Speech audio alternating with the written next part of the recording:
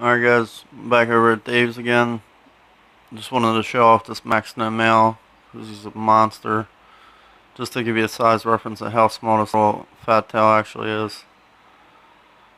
Just hatched this thing out last week. That's a little Vionate scooper in the background. And I also wanted to cover two mistakes that I've been making from the start, and Dave's corrected me more than once. I just always forget by the time I get back home and I do the audio, but the female towards the back is actually a pure fasciolatus.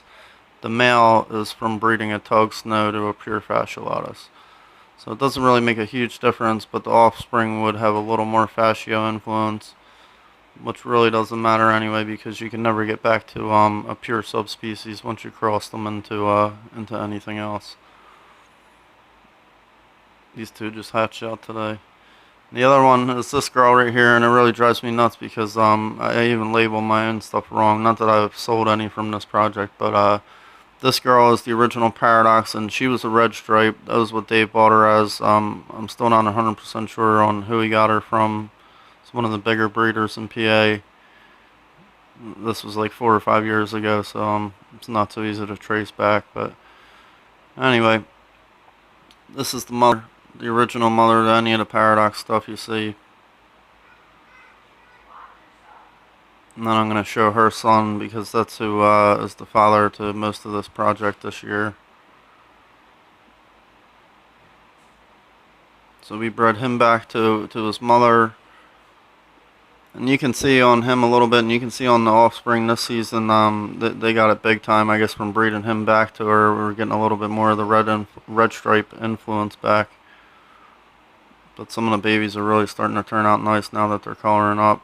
You can see his big old spot on the back of his leg, and he's actually got an eye spot kind of similar to one of his daughters. This is a little bit smaller and on the back side of his eye.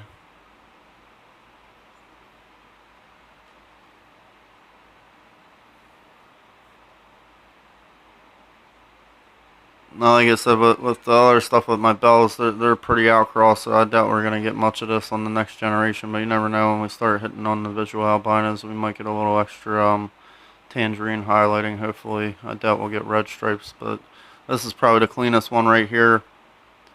You can see they're nice tight little stripes up close to the spine itself. This one's cool. It's got a lot of dark pigment in the yellow areas, but these two also have it. They're a little more broken up, and I doubt they'll get real nice ones like the other one. But in person, you can see the little bit of reddish orange streaking down the sides.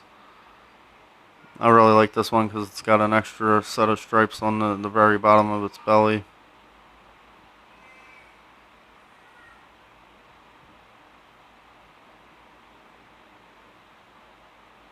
One of the reasons it was so easy to confuse is because I got so much hypo influence from my male that most of my babies did come out super hypo, like this girl right here.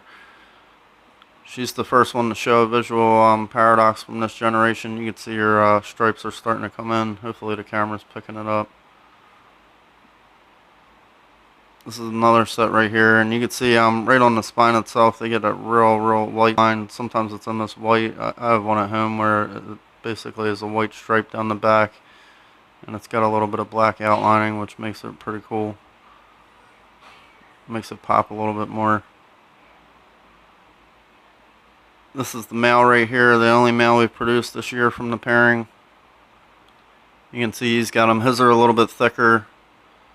Look more like a regular dorsal stripe, but they definitely got some color in there. It's got a lot of that emerine color also. Hopefully you can see, I'll get a close up towards the end here, but he's got a big old Paradox spot on his hemipene bulge. The real purpose was to breed Paradox to Paradox and see if we couldn't get them more frequently or consistently. As always guys, thanks for watching. We'll definitely have another video up soon.